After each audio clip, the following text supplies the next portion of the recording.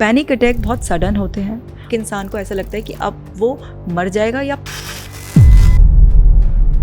क्या कोई ऐसी सिंपल टेक्निक्स हैं जो हम कर सकते हैं पैनिक और एंजाइटी को दूर रखने के लिए? ना तो खुद को ब्लेम करें और ना दूसरे को ब्लेम करें अपनी लाइफ। आपको ओवर थिंकिंग हो रही है, आपको कुछ इंट्रूसिव थॉट बन रहे हैं, आपका माइंड ब्लैंक हो जाता है, आपको कंसंट्रेशन में डिफिकल्टी आती है, तो आपका माइंड खुद बता रहा है कि इस टाइम आप आउट ऑफ रेंज चल रहे हैं। फर्स्ट टाइम जब किसी को पैनिक अटैक आता है तो इसमें डिफरेंशिएट करना कि हार्ट अटैक क्या है, क्योंकि सिम्टम्स ऑलमोस्ट सेम है, बस हार्ट अटैक में क्या होता है एकदम। तो जब हम एंजाइटी को सीरियसली नहीं लेते हैं तो उसके क्या नुकसान हो सकते हैं? तो जब आप बॉडी पे सफ़र करने लगते हैं, एक्चुअल में होश। एंजाइटी एक इमोशन से एक कंडीशन कब बन जाती है? तो फैमिली वाले कहते हैं इसके सामने बात मत करो, है ना, इसको घबराहट हो जाएगी, पैनिक हो जाएगा इसको। आप और उसको कमज़ोर बना रहे हैं, आप उसके साथ बहुत। तो हमारे अंदर रिप्लेसमेंट बहुत जल्दी हो जाता है। किसी चीज़ को अगर आप छुड़ाने की कोशिश करेंगे तो बहुत मुश्किल होगी, लेकिन अगर आप किसी चीज़ को छुड़ाने की कोशिश ना करें और रिप्लेस करने की कोशिश करें तो बहुत ही आसान हो जाएगा। आपको पता है सबसे ज़्यादा पेन में मज़ा आने लगता है। इमोशनली उनको इतना पेन हो रहा है, कई बार सेल्फ हार्म करके वो पेन को शिफ्ट करने की कोशिश करते हैं, बट पेन करें, क्योंकि जब एंग्जाइटी बहुत ज़्यादा बढ़ जाती है तो वो ऑब्सेशंस का रूप भी लेती है। तो जब पैनिक अटैक तक कोई इंसान आ जाता है, उसकी मेमोरी जो नेक्स्ट पैनिक अटैक को एक तरीके से इनवाइट करती है, क्योंकि इंसान हाइपर विजिलेंट हो जाता है और उसको ये डर सताता रहता है नेक्स्ट ना आ जाए, नेक्स्ट ना आ जाए। और उसका अगर ऐसे में ध्यान किसी एक बॉडी पार्ट पर चला गया, सेलेक्टिव अटेंशन हो गई उसकी, तो वो हल्की सी भी हार्ट बीट अगर।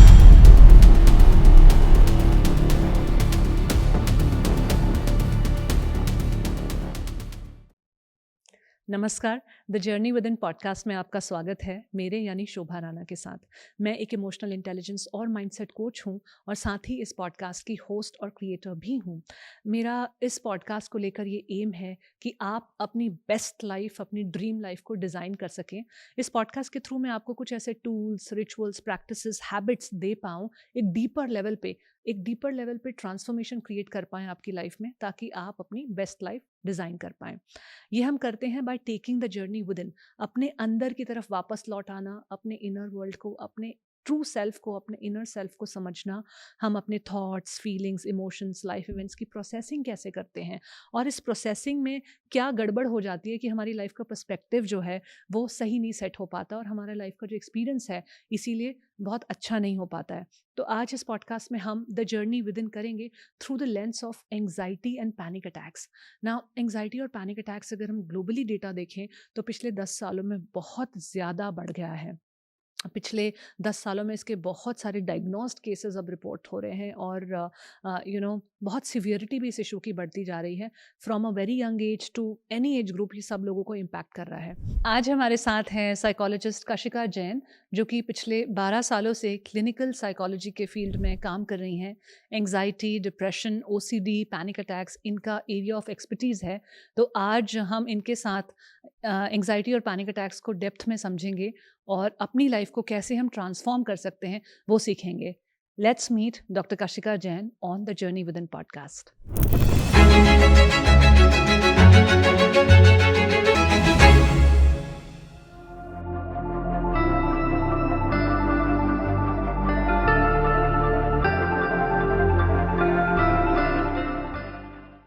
Thank you so much Shobha. हम ये दूसरा एपिसोड शूट कर रहे हैं और मुझे बहुत अच्छा लग रहा है कि आपने मुझे फिर से इनवाइट किया और आज लोगों को सॉल्यूशंस देंगे हम एंग्जाइटी पैनिक, क्योंकि आजकल बहुत बढ़ रहा है। जैसे कि आपने अभी कहा कि ये प्रैक्टिस करते करते मेरे एक्सपर्टीज़ एरिया बन गए, तो मैं बहुत लोग देखती हूँ जो इतना एंग्जाइटी और पैनिक में है। तो आपने बहुत ही रेलिवेंट इंपॉर्टेंट टॉपिक चूज़ किया है। Thank you. Doctor Kashika, the journey with in podcast के थ्रू हमारा एम है कि हम जो कॉमन प्रॉब्लम्स हैं लोगों की, उनको सॉल्यूशन की तरफ ले जा पाएँ और उनकी लाइफ में वो आज क्या बदलाव ला सकते हैं उसके बारे में बात करें। Thank you for accepting the invite. आप दोबारा आए। जो हमने पिछली कॉन्वर्जेसन की थी नार्सिसिज्म एंड नार्सिसिस्टिक अब्यूज़ के बारे में, वो भी काफ़ी इन डेप्थ थी और लोगों को उससे भी काफ़ी फ़ायदा हुआ और आज इस कॉन्वर्जेसन के थ्रू भी ऐसी ही कुछ कोशिश है। तो एंग्जाइटी और पैनिक अटैक्स, ये दो हमारे जो आज मेन टॉपिक हैं। सबसे पहले एंग्जाइटी से शुरुआत करते हैं। एंग्जाइटी होती क्या है और ये डिफरेंट लोगों में कैसे मैनिफेस्ट करती है? एंग्जाइटी एक नॉर्मल ह्यूमन इमोशन है जो सबको होता है, और एंग्जाइटी हमारे अंदर नेचुरली ही हम फील करते हैं। सो आप देखिए कि जब आप स्कूल में थे, एग्ज़ाम देने जाते हैं, तो उस टाइम पर भी थोड़ा-सा एंग्ज़ियस फ़ील करते हैं ना? उस टाइम पर भी दिमाग में चलता है कि क्वेश्चन पेपर डिफ़िकल्ट ना आ जाए या मैं कहीं वहाँ जाकर भूल ना जाऊँ। ये सब क्या है? ये एंग्ज़ायटी है। लेकिन हमें टर्म देना नहीं आता, तो हमें लगता है नॉर्मल है, थोड़ा-सा स्ट्रेस तक हमें पता रहता है। लेकिन ये भी एक हेल्दी एंग्ज़ायटी है। एंग्ज़ायटी बहुत ज़रूरी है और कुदरत ने हमें दी है। जैसे अगर आपके सामने कोई भी डेंजर सिचुएशन आ जाए, कहीं आग लग जाए, कोई जंगली जानवर आ जाए, तो उस टाइम पर आपकी बॉडी में जो नेचुरल रिस्पॉन्सेज आएँगे, आपकी हार्ट रेट बढ़ सकती है, आपकी ब्रीदिंग जो है ना अनइवन हो सकती है, आपको घबराहट हो सकती है, आपको बहुत डर लग सकता है, आपके दिमाग में ऐसी थॉट्स चलते सकती है, अगर मैं फँस गया, स्टक हो गया या मुझे खा गया या मैं जल गया तो क्या होगा? ये सब एंग्ज़ायटी ही है। तो एंग्ज़ायटी एक नॉर्मल ह्यूमन इमोशन है जिसको हम सब फ़ील करते हैं। जैसे हमारी बॉडी में अगर आप और मैं अपनी पैथोलॉजिकल टेस्ट कराएँगे, डायबिटीज़ की, कोलेस्ट्रॉल की रेंज, तो हम सबके अंदर आएगी। पर हम ये नहीं कहेंगे अगर वो विद इन रेंज है कि हम डायबिटिक हैं। लेकिन अगर वो आउट ऑफ रेंज हो जाएगी तो हम क्या कहेंगे, ये डायबिटीज़ हमें डायग्नोज़ हो गई है। सो लाइकवाइज़ एंग्ज़ायटी हम सबको फ़ील होती है हेल्दी वे में, अगर वो फ़ील हो रही है तो बिल्कुल नॉर्मल है, क्योंकि ये एक बहुत ही ब्यूटीफुल इमोशन है जिससे कि हमारी परफॉर्मेंस बढ़ जाती है। हम थोड़ा ज़्यादा एक्टिव हो जाते हैं और उस टाइम पर हम वो भी कर गुज़रते हैं जो हम नॉर्मली रिलैक्स मोड में शायद ना कर पाएँ। तो ये बहुत ही अच्छा एक हेल्दी इमोशन हमें कुदरत ने दिया है, जिसकी वजह से हम बहुत अच्छा परफॉर्म करते हैं। पर प्रॉब्लम तब आती है जब एंग्जाइटी का डायग्नोसिस बनता है, या एंग्जाइटी फील करना भी नॉर्मल है, जब एंग्जाइटी डिसऑर्डर में आप फंस जाते हैं। तो एंग्जाइटी नॉर्मल है, बट एंग्जाइटी डिसऑर्डर्स नॉर्मल नहीं है। सो डॉक्टर काशिका, जो एंग्जाइटी है, जैसा आपने बताया, एक ब्यूटीफुल इमोशन है। और जब आपको एंग्जाइटी होती है तो आप ओवर परफॉर्म कर देते हैं, आपकी बॉडी में कुछ इस तरह के केमिकल रिलीजेस होते हैं कि आपकी परफॉर्मेंस भी बहुत बूस्ट हो जाती है, आपकी सारी जो एनर्जी है, मेंटल फिजिकल, वो उस प्रॉब्लम को सॉल्व करने के लिए लग जाती है। ये मेरे पर्सनल एक्सपीरियंसेस भी हैं, क्योंकि एग्जाम्स के टाइम पे बचपन में मैं पढ़ाई को लास्ट तक टालती थी, क्योंकि मुझे पता होता था मैं लास्ट के 4 घंटों में क्रैक कर लूंगी ना, वो मैं शायद बहुत सारे दिन लगा के भी नहीं क्रैक कर पाऊँगी, क्योंकि उस टाइम एक अलग ही लेवल ऑफ कंसंट्रेशन, एक अलग ही लेवल ऑफ फोकस, वो एक तक ध्यान जिसे बोलते हैं ना, वन पॉइंटेडनेस, वो उसी मोमेंट में आई थिंक आ पाती है। तो इसका प्लस पॉइंट तो ये है कि इट्स अ ब्यूटीफुल इमोशन, और अगर नहीं होगी तो आप खुद को प्रोटेक्ट नहीं कर पाएँगे। आप शेर अगर आपके सामने आ गया तो आप भागेंगे नहीं, अगर आपको एंग्जायटी या स्ट्रेस नहीं होगा। आप अपने जॉब्स में, अपने रिलेशनशिप्स में अपने आप को परफ़ॉर्म करने के लिए या फिर अपने आप को बेटर करने के लिए एक एक चैनल नहीं ढूँढ पाएँगे। लेकिन एंग्ज़ायटी एक इमोशन से एक कंडीशन कब बन जाती है? ये हमारी ही गलतियों से बनती है। जैसे अभी हम बात कर रहे थे कि अगर कोई भी नेचुरल डेंजर आएगा, तो उसमें हमें एकदम से एक्टिव होने के लिए एंग्जायटी बहुत ज़रूरी है।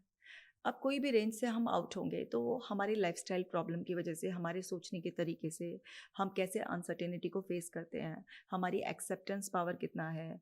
कुछ लोग बहुत ज़्यादा हाईली परफेक्शनिस्ट होते हैं, तो बहुत सारे हमारे खुद के पर्सनालिटी ट्रेट्स, हमारी लाइफ के इवेंट्स, सिचुएशंस और हमारी किसी भी सिचुएशन को हैंडल करने की जो कैपेसिटी होती है, हमारा लाइफस्टाइल, जैसे हमारा डाइट ख़राब कर लिया हमने, हम एक्सरसाइज नहीं कर रहे हैं, बहुत लेट नाइट सो रहे हैं, छोटी छोटी बातों को बहुत दिल पे ले रहे हैं, तो कुछ डेली बेसिस पर हमसे ऐसी गलतियां हो रही होती हैं जिसकी वजह से स्ट्रेस लेवल बढ़ता है। कॉर्टिसोल, अड्रेनल जैसे स्ट्रेस हार्मोन्स हमारे अंदर बहुत ज़्यादा रिलीज होते हैं, और हम ज़्यादातर सिंपैथेटिक नर्वस सिस्टम में फाइट फ्लाइट में ही रहते हैं, और वो हैबिचुअल हो जाती है हमारी बॉडी, हमारा माइंड उस चीज़ के लिए, एक जोन में रहने के लिए। फिर हम उन सिचुएशन में भी एंक्शियस फील करने लगते हैं, पैनिक फील करने लगते हैं, जिनको नॉर्मल तरीके से संभाला जा सकता है, क्योंकि हम वो डाइट नहीं ले रहे होते हैं। जैसे बहुत सारे लोगों को आदत होती है फैंसी डाइट लेने की। अगर किसी चीज़ का सीज़न चला गया तो अभी मुझे बिना सीज़न के भी वो चीज़ खानी है। आपकी बॉडी ऐसे डिज़ाइन नहीं की गई है। कुदरत ने डिज़ाइन किया है कि आपको जिस मौसम में जो खाना है, आपके शरीर में वो केमिकल्स बनाने के लिए जो चाहिए, वो कुदरत ने मौसम के अनुरूप आपको दिया है, कि सर्दियों में ये सब्जियां और फल आएंगे, गर्मियों में ये आएंगे।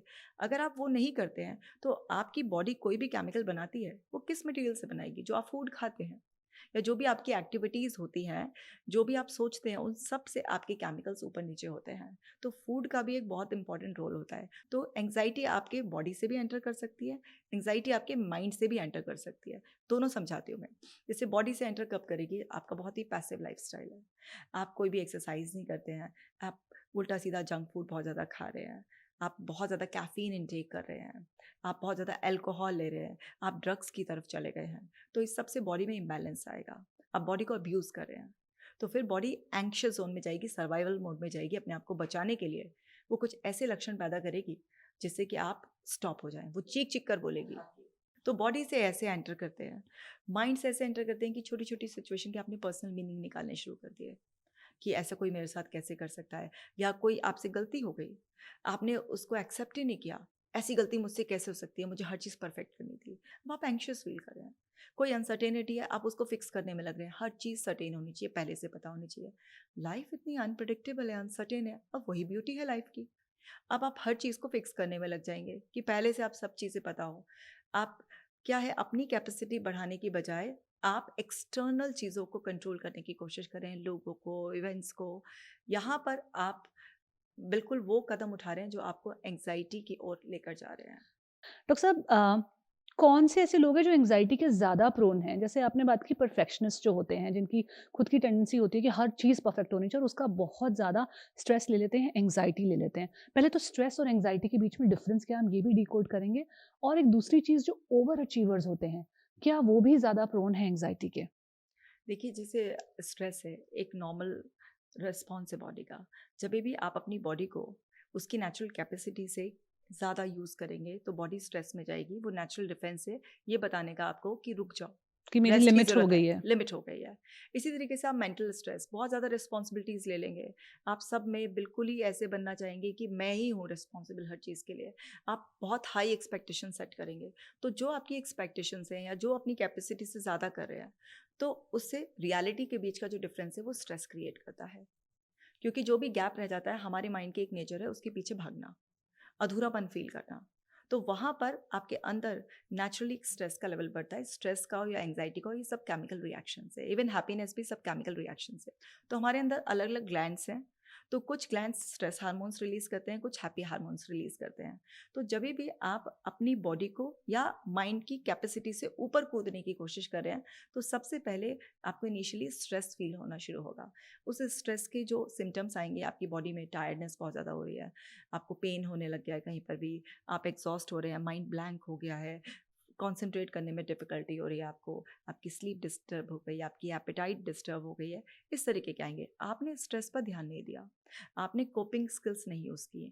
स्ट्रेस को रिलीज़ करने के लिए आपको एंडोर्फिन बढ़ाना है अपने अंदर, एक्सरसाइज करने से वो है, या कुछ हेल्दी डाइट लेने से। आपने वो सब कुछ करेक्शन नहीं किए, तो धीरे धीरे स्ट्रेस एंग्जाइटी में कन्वर्ट होने लगेगा। और फिर वहाँ से जो आपकी एंशियस स्टेट जो नॉर्मल रहती थी, अब वो बेस लाइन से ऊपर क्रॉस कर जाएगी, यानी कि आउट ऑफ रेंज हो जाएंगे आप। जो नॉर्मल सिचुएशनल कभी कभी एंग्जाइटी हुई कि एग्ज़ाम आया, कोई जॉब इंटरव्यू आया, या कुछ और भी ऐसा बड़ा लाइफ इवेंट आया, थोड़ी देर के लिए आप एंशियस हुए, वो इवेंट गया, आप नॉर्मल हो गए। लेकिन फिर वो छोटी छोटी बातों पर भी एंग्जाइटी फील करने लगेंगे आप। जिस सिचुएशन को आप इजीली हैंडल कर सकते थे, उसमें आप अननेसेसरी पैनिक होने लगेंगे। मतलब आपकी जो एबिलिटीज़ है कॉग्निटिव एंड फिजिकल, वो डिक्लाइन होने लगेंगी, और इवेंट्स और लोग आप पर हावी होने लगेंगे। इस कॉन्वर्सेशन में आगे जाने से पहले आपसे ये अनुरोध है कि कृपया चैनल को सब्सक्राइब कीजिए, लाइक, कमेंट और शेयर कीजिए, ताकि यूट्यूब के एल्गोरिदम्स हमें और भी लोगों तक पहुंचने में मदद कर सकें। जब आप ऐसा करते हैं तो आप एक तो मुझे बहुत बढ़ावा देते हैं कि मैं हफ्ते दर हफ्ते ये काम कंसिस्टेंसी से आपके लिए कर सकूं। दूसरा, आप हमें और भी बहुत सारे गेस्ट को बुलाने में मदद करते हैं, क्योंकि जब बहुत ज़्यादा लोगों तक कॉन्वर्सेशंस पहुंचती हैं तो आसान हो जाता है और भी गेस्ट को यहाँ पर लेकर आना। यकीन मानिए ये काम आसान नहीं है, हफ्ते दर हफ्ते कंसिस्टेंटली यहाँ पर शो करना। हम लगभग 120 एपिसोड्स अब तक रिलीज़ कर चुके हैं और हर एपिसोड एक डीपर इनर ट्रांसफॉर्मेशन की बात करता है। तो मैं आपसे ये भी कहना चाहूँगी कि बाकी एपिसोड्स को भी देखिए, वहाँ भी आपको अपने बहुत सारे सवालों के जवाब मिलेंगे। और अब क्योंकि आपने चैनल को आई होप अब तक सब्सक्राइब, लाइक, कमेंट और शेयर कर दिया होगा, तो चलिए बढ़ते हैं आज की इस पॉडकास्ट में।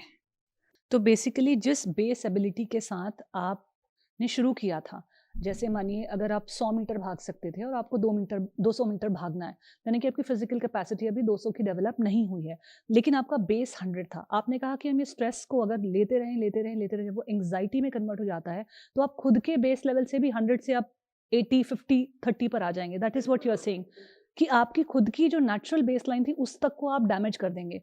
तो आगे पहुँचना तो मतलब दूर की बात है, या हो सकता है लाइफ़ के सर्टेन एरियाज़ में आप आगे भी चले जाएँ विद एंग्ज़ायटी। मैंने ये भी देखा है कि जिन लोगों को एंग्ज़ायटी होती है, कुछ एरियाज़ में बहुत ही ब्रिलियंट परफ़ॉर्म करते हैं, क्योंकि जैसा आपने कहा रियलिटी और एक्सपेक्टेशन के बीच का जो गैप है, उसके पीछे इस कदर भागते हैं, एक कंसंट्रेशन के साथ, कि वो उस एरिया में शायद बहुत एक्सेल कर जाते हैं, बट बाकी सारी एरियाज़ ऑफ लाइफ़ में एक इम्बैलेंस क्रिएट हो जाता है। Very true. अगर मैं अपनी कैपेसिटी बढ़ाऊँ, जैसे आपने एग्जांपल दिया कि 100 मीटर दौड़ने की मेरी है, मैं 200, तो मैं इसको धीरे-धीरे तो बढ़ा सकती हूँ ना। जैसे आप जिम में जाते हैं, तो पहले दिन थोड़ी ना आप 50 किलो वेट उठा लेते हैं। पहले तो आप 2 किलो से 5 किलो से शुरू करेंगे। धीरे-धीरे आप अपनी बॉडी की कैपेसिटी बढ़ाते हैं। लाइकवाइज़ मेंटल कैपेसिटीज़ भी धीरे-धीरे बढ़ाई जाती हैं। अब कोई इंसान सोचे कि मैं एकदम तीर मार लूँ, वो पॉसिबल नहीं है। कुछ लोग एंग्जाइटी स्टेट में ज़्यादा अच्छा परफॉर्म करते हैं। हम सब अपनी नॉर्मल रेंज से बेटर ही परफॉर्म करते हैं, बट कुछ लोग उससे भी ज़्यादा अच्छा वो करते हैं क्योंकि उनका नेचुरल बेस बहुत अच्छा होता है। वो उनको क्लैरिटी होती है, उनमें नेचुरली कॉन्फिडेंस होता है, ड्रीमर्स होते हैं, उन्होंने अपने गोल्स में क्लैरिटी लाई हुई होती है, टीम होती है, बहुत सारे फैक्टर्स होते हैं जो कंट्रीब्यूटिंग फैक्टर्स नॉर्मल से ज़्यादा अच्छा परफॉर्म करते हैं। बट लॉन्ग रन में वो लोग जब कोलैप्स एकदम से ऐसे करते हैं ना, बिल्कुल ऐसा नहीं कि बिल्कुल ही ख़त्म हो गए। मतलब अगर वो बीच में ऐसा हो जाता है, उनकी एक स्टेट ऐसी आती है कि एक टर्म होती है इसमें, स्माइलिंग डिप्रेशन के साथ जीना। मतलब अंदर बॉडी एंड माइंड सिग्नल दे रहा है कि कुछ सही नहीं है, रुको, ब्रेक लो, लेकिन आप उसे अब्यूज़ करे जा रहे हैं, अब्यूज़ करे जा रहे हैं, और आप स्माइलिंग डिप्रेशन, अंदर एंग्जायटी फील कर रहे हैं, आपको पता है ब्रेक की ज़रूरत है, आप सैड भी फील कर रहे हैं, आपको बैडली एक अपने लिए समय चाहिए, ब्रेक चाहिए, बट आप फेक उस मेकअप के साथ, जो मेंटल मेकअप होता है उसके साथ आप जाए जा रहे हैं, पर आप धीरे धीरे एंग्जाइटी से कब स्माइलिंग डिप्रेशन वाले फेज में भी शिफ्ट हो गए, एंड वहाँ पर एक दिन आप बुरी तरीके से बॉडी एंड माइंड से टॉर्चर सहने के लिए तैयार हो गए। अब आपका उठने का मन नहीं करेगा, जो काम आपको बहुत ज़्यादा करने पसंद थे, आप उसको नहीं कर पाएंगे, क्योंकि जितना अब्यूज़ आपने किया, जब बॉडी एंड माइंड आपको अब्यूज़ करने पर आएगा, तो आप सोच भी नहीं सकते कि जितना आपने अब्यूज़ किया उससे 100 गुना वो आपको टॉर्चर करेंगे। तो बेसिकली आपकी जो नॉर्मल फंक्शनैलिटी है, वहाँ पे भी आप डिसफंक्शनल हो बिल्कुल जाएँगे। डिसफंक्शनल हो जाएँगे, आप बहुत डाउन चले जाएँगे। तो इसीलिए हमें एंग्ज़ायटी को जो है समझना और समझ के उसको मैनेज करना, कंट्रोल करना बहुत ज़रूरी है। पहले तो डॉक्टर कशिका ये बताइए, क्या एंग्ज़ायटी को कंट्रोल कर सकते हैं? अगर ये बॉडी का नॉर्मल रिस्पॉन्स है तो ये तो आएगा ही। तो अगर कंट्रोल नहीं कर सकते तो फिर मैनेज कैसे कर सकते हैं? देखिए, एंग्ज़ायटी को ख़त्म तो बिल्कुल नहीं करना होता है। अगर एंग्ज़ायटी बिल्कुल भी फ़ील नहीं होगी, तो हमारा तो सर्वाइवल ही खतरे में आ जाएगा। तो एंग्ज़ायटी को सिर्फ़ नॉर्मल रेंज में रखना होता है। तो उसके लिए आप सबसे पहले एक्सेप्टेंस, लोग डिनायल में रहते हैं। नहीं, ये तो नॉर्मल है, सबके साथ होता है। हमने सब चीज़ों को इतना नॉर्मलाइज़ कर दिया है, हमें लगता है ये सबके साथ होता है, कोई बात नहीं है। पर डॉक्टर साहब एक बात बताओ कि ये एंग्ज़ायटी की नॉर्मल रेंज होती क्या है? जैसे मुझे ब्लड प्रेशर का पता है कि 80/120 इज़ नॉर्मल, शुगर का पता है कि 120 से ज़्यादा होगी तो प्री डायबिटिक आ जाएगी, 200 से ज़्यादा होगी तो डायबिटीज़ हो जाएगी। बहुत क्लियर नंबर्स हुँ। हैं मेरे पास फिज़िकल सिम्पटम्स को, फिज़िकल डायग्नोसिस के। बट ये एंग्ज़ायटी का कौन-सा ऐसा मीटर है जहाँ पे मेरे को पता चले कि ये अब नॉर्मल रेंज से बाहर हो गई है? क्या आपको सेल्फ डायग्नोसिस आप करते हो? खुद आप खुद से समझने लगो कि मुझे एंग्ज़ायटी है, या किस लेवल पर आपको एक मेडिकल प्रोफेशनल या एक साइकोलॉजिस्ट की मदद लेनी चाहिए? कैसे समझें? क्योंकि बहुत बड़े स्पेक्ट्रम की हम बात कर रहे हैं, और एंग्ज़ायटी ना, जैसे हम शुरू में बात कर रहे थे कि हर किसी को डिफरेंट तरीके से मैनिफेस्ट होती है। अब किसी को बहुत ज़्यादा फिज़िकली फ़ील हो रही है, बॉडी में बहुत कंपन है, बॉडी स्वेटिंग हो रही है, ये सब हो रहा है, और किसी को उस तरह से उतनी फ़ील नहीं हो रही है। सिचुएशन की इंटेंसिटी से भी डिफरेंट होता है। जैसे हो सकता है मुझे अगर अगर मेरी 100 मीटर दौड़ने की कैपेसिटी है, तो मैं 120 दौड़ूँ, 150 दौड़ूँ, तो शायद उतनी एंग्ज़ायटी मेरी बॉडी में ना जनरेट हो, जितनी शायद आपकी हो जाए। हो सकता है आपकी 110 में ही बिल्कुल गिव अप करने की कैपेसिटी आ जाए। तो ये मैं एग्ज़ाम्पल इसलिए कोट कर रही हूँ कि इतने लंबे स्पेक्ट्रम की हम बात करें, तो ये है क्या? थोड़ा इसको डिफाइन करने की जी, कोशिश बिल्कुल। करते हैं। देखिए, क्या है कि एंग्ज़ायटी के लिए सबसे ज़्यादा अच्छा जो टेस्ट है, वो आप सेल्फ ही घर में रोज़ कर सकते हैं। आपकी बॉडी कब हेल्दी मानी जाती है? जब आपको अपनी बॉडी पार्ट्स की अवेयरनेस डेली बेसिस पे ना रहे, कि आपका कोई पैर भी है, हाथ भी है। लेकिन जभी भी आपकी किसी भी बॉडी पार्ट में कुछ भी प्रॉब्लम होती है, तो आपका अटेंशन जाता है, नहीं जाता है वहाँ पर? आपके दाँत में दर्द है, या आपकी हार्ट बीट नॉर्मल रेंज से ऊपर चल रही है, एकदम अप हो गई है, तो आपको पता चलता है। इसका मतलब है कि बॉडी आपको बता रही है कि आप अपनी नॉर्मल रेंज से आउट हो गए हैं। इसी तरीके से आपको ओवरथिंकिंग हो रही है, आपको कुछ इंट्रूसिव थॉट बन रहे हैं, आपका माइंड ब्लैंक हो जाता है, आपको कंसंट्रेशन में डिफ़िकल्टी आती है, तो आपका माइंड खुद बता रहा है कि इस टाइम आप आउट ऑफ रेंज चल रहे हैं। और जैसे कोई हमारे पास आता है, तो हमारे पास पूरे क्वेश्चनेयर्स होते हैं। हम जैसे डिप्रेशन एंग्जाइटी स्केल के बहुत सारे हमारे ऐसे टेस्ट होते हैं जिसमें हम इसी तरीके से क्वेश्चंस लेते हैं। जैसे कि अगर आपको ट्रैफिक में रुकना पड़ जाए तो उस 1 मिनट के या 1.5 मिनट के आपके स्टॉपेज में आपको कैसा फील होता है? क्या आपको गुस्सा आता है? आप सबको नाप देते हैं कि ट्रैफिक सेंस नहीं है, कहीं पर भी रोक देते हैं, मुझे इतना जल्दी जाना था, इरिटेट हो जाते हैं कैसे? इस तरह से हमारे बहुत सारे क्वेश्चंस होते हैं कि आप अलग अलग सिचुएशन में क्या करते हैं। तो उसके बेसिस पर हम पूरा ऐसे डायग्नोसिस करते हैं कि इस पर्सन की जो एंग्जाइटी है वो माइल्ड लेवल की, मॉडरेट है या सीवियर लेवल। घर बैठे जो भी लोग हैं इसका डायग्नोसिस करना चाहते हैं, सेल्फ डायग्नोसिस बहुत ईजी है और एक्यूरेट ही होता है ऑलमोस्ट। तो जैसे बॉडी के लेवल की बात है, अगर आपको कहीं पर भी लग रहा है अनएक्सप्लेन पेन है तो वो एंग्जाइटी की वजह से होता है। आपको लग रहा है कि आपके रेस्टलेसनेस फील हो रही है, आपको ब्रेथलेसनेस फील हो रही है, आपको ऐसा लग रहा है कि आपका किसी पर्टिकुलर पार्ट पर ध्यान ज़्यादा जा रहा है, आप बैठे हैं, आप बहुत जल्दी टायर्ड हो जाते हैं, या माइंड में आपके वर्स्ट केस सिनेरियो बन रहा है, कैटास्ट्रॉफिक थिंकिंग, व्हाट इफ बहुत ज़्यादा चल रहा है, अगर ऐसा हो गया, अगर वैसा हो गया, आप बहुत ज़्यादा पर्सनल मीनिंग निकालने लगे, आपकी इमोशनल सेंसिटिविटी बहुत ज़्यादा कम होती जा रही है, आप छोटी छोटी बातों पर हर्ट होने लग गए हैं, आप माइंड ब्लैंक हो जाते हैं, किसी से बात कर रहे हैं, आपको समझ भी नहीं आता व्हाट नेक्स्ट, आपके पॉजेज बहुत ज़्यादा लंबे हो रहे हैं, आप बिस्तर पर लेटते हैं, आपका नींद में जाने का टाइम बढ़ता जा रहा है, आप छोटी छोटी बातों पर इरिटेट हो जाते हैं, बाद में आपको गिल्ट तो होता है लेकिन आप कंट्रोल नहीं कर पाते, आपको ऐसा लगता है कि मैं इनफ नहीं हूँ। मतलब आपकी, क्योंकि अगर आप इस तरीके के लूप में आ रहे हैं तो डेफिनेटली आपकी परफॉर्मेंस सफ़र करेगी, और जब परफॉर्मेंस किसी इंसान की सफ़र करती है तो धीरे धीरे वो उसकी सेल्फ स्टीम पर अटैक करने लगती है, क्योंकि उसकी एक्सपेक्टेशंस तो ज़्यादा होती हैं, अब वो कर नहीं रहा है तो उससे उसके अंदर सेल्फ डाउट पैदा होने लगते हैं। तो जब सेल्फ डाउट पैदा होने लगे, थिंकिंग ओवर हो जाए आपकी, और आपका माइंड ब्लैंक भी होने लगे, कंसंट्रेशन करने में प्रॉब्लम हो, मन ना लगे जिसको कहते हैं, नींद ना आए, ये सारी चीज़ें इनफ होती हैं। सिर्फ इतने से साइंस भी इनफ होते हैं ये पता लगाने के लिए कि मैं स्ट्रेस या एंग्जाइटी के उसमें आ गया हूँ। हमने इनको इतना नॉर्मलाइज़ कर दिया कि हम एंग्ज़ायटी को सीरियसली नहीं ले रहे हैं। तो जब हम एंग्ज़ायटी को सीरियसली नहीं लेते हैं तो उसके क्या नुकसान हो सकते हैं? लॉन्ग टर्म इम्पैक्ट क्या है एंग्ज़ायटी का? जैसे एंग्जाइटी अलग अलग लेवल पर फील होती है, आपके फिजिकल लेवल पर भी होती है, साइकोलॉजिकल लेवल पर भी होती है, इमोशनल लेवल पर भी होती है और बिहेवियरल लेवल पर भी होती है। तो चारों लेवल पर इसके सिम्टम्स आते हैं। तो जब सोमैटिक एंग्जाइटी हो जाती है, बॉडी के लेवल पर आती है, सोमा मतलब आपकी बॉडी, बॉडी के लेवल पर जब आपकी एंग्जाइटी का इफेक्ट बॉडी पर आता है, यानी कि आपके पेट में बहुत दर्द हो रहा है, आपको आईबीएस हो गया है यानी कि इरिटेबल बाउल सिंड्रोम, आपको बार बार कॉन्स्टिपेशन या डायरिया रहता है, तो जब आप बॉडी पे सफ़र करने लगते हैं, एक्चुअल में होश तब आता है। जब तक ये मेंटल लेवल पर होता है, नींद नहीं आ रही है, ओवर थिंकिंग हो रही है, तो ये सब नॉर्मल करने की हमें आदत सी पड़ गई है। अब ये लाइफ हमारी है तो डिसीजन भी हमारा ही होगा कि हम इस सब चीज़ों को एक्सेप्ट करें और इसके लिए हेल्दी कोपिंग स्किल्स को अपनाएं, या फिर इसे नॉर्मलाइज करके बहुत टॉर्चर करें, क्योंकि जब एंग्जाइटी बहुत ज़्यादा बढ़ जाती है तो वो ऑब्सेशंस का रूप भी लेती है। लोग ओसीडी, आज ओसीडी इतना ज़्यादा बढ़ गया है लोगों में, जैसे कि आप यहाँ से उठे तो आपको अर्ज आएगी कि तुम्हारा कोई सामान तो नहीं रह गया। ये किस लिए है? क्यों? क्योंकि आपका माइंड फोकस्ड ही नहीं था, आप 10 जगह और पज़ल्ड थे। तो आपके दिमाग में ये आइडिया आया और आपने चेक करना शुरू किया, पता चला आपको धीरे-धीरे हैबिट पड़ गई और आपको चेकिंग ओसीडी ही डेवलप हो गई। इस तरीके से बहुत सारे इंट्रूसिव थॉट बनाता है दिमाग, कहीं पर भी कच तो एंग्जाइटी से ओसीडी भी हो जाती है, तरह-तरह के सर्टेन फोबियाज़, फियर्स हमारे डेवलप होते हैं, सोशल एंग्जाइटी है, परफॉर्मेंस एंग्जाइटी है, ट्रैवल एंग्जाइटी है। एंग्जाइटी की बहुत सारी फॉर्म होती है, सबके ट्रिगर्स अलग होते हैं, सबके लाइफ इवेंट्स जिसकी वजह से उनको एंग्जाइटी ट्रिगर होती है या बॉडीली कंडीशन बिल्कुल अलग-अलग होते हैं। डॉक्टर काशिका, एंग्ज़ायटी के कौन से डिफरेंट स्टेजेस होते हैं?